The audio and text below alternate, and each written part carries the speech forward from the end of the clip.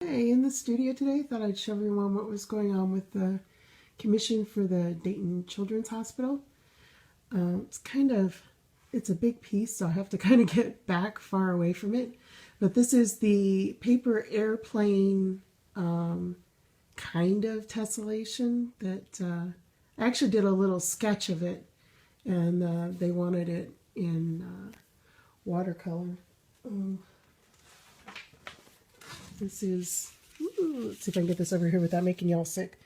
This is the sketch that I sent them with the paper airplanes, and then this is what I'm doing on the painted version of it.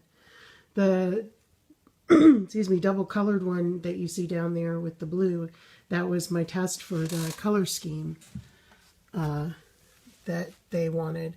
I think I might lighten up the blue areas a little bit, maybe to just add a little bit of suggestion of clouds like these. This is the sky that the planes are flying through. But right now I'm painting in all the green ones. And as you can see, tessellations are kind of confusing when they're not colored. So let me get you over to a not colored part. See, that's why you have to add the little background. But it's like an almost tessellation. You have to add the background in so that you can see the actual positive space as opposed to the negative space. If you're a painter like MC Escher, if you haven't ever looked him up, you really should. Then you have no negative space. Well, your positive shapes also become your negative shapes. So he did like fishes and birds that were together with no negative space like I have in the blue space here. And that must have been even more challenging and confusing. But this is where I'm at so far, and I'm finding something very interesting that I've consulted with several artists on, because I didn't expect this to happen. Sometimes when I look at this and I'm painting it, I see this as the middle, obviously it's the middle of the plane, but I see this as either a convex V in the plane, like the V, the bottom of the paper is folded here, and sometimes I see it as a convex where the bottom of the paper or the top of the paper is folded here, so it'd be like a tent kind of shape.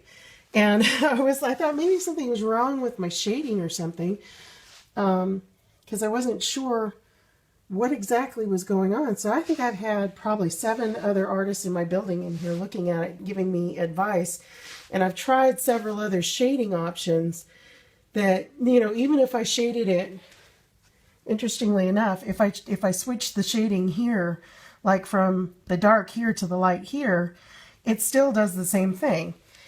And I think what's happening is that because there's no other external light reference, like there's not another shape that gives it, even when I did the red one down here, there's not another shape that gives it a direction from where the light's coming from, a cue for your brain to know exactly where that's happening. Then your brain goes back and forth on where it's at. But I didn't really expect that to happen when I was actually painting it. So I have to keep my brain thinking, okay, I've shaded them all, you know, so I get consistency over the whole thing. I've shaded them all this particular way on purpose, because then when it's done, it's going to have kind of like, excuse me, I've had a throat issue, kind of like a little starbursty kind of pattern going all through it, you know, that's going to be really, really neat when it's done.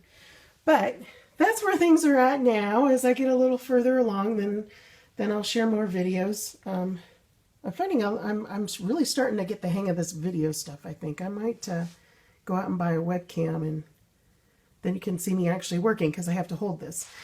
Anyway, that's the update on this, and thanks for watching.